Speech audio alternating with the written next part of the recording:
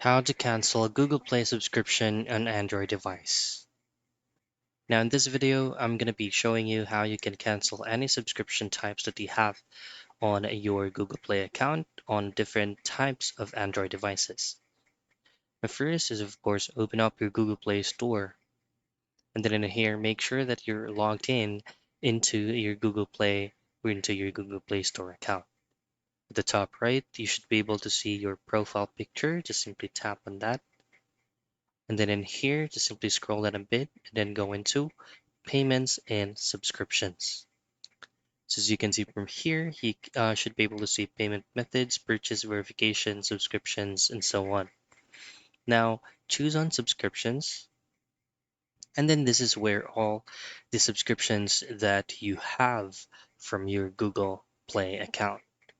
For you to be able to cancel any of the subscriptions here, just simply choose on whatever application you would like to cancel the sub, and then just simply choose on remove or choose on unsubscribe.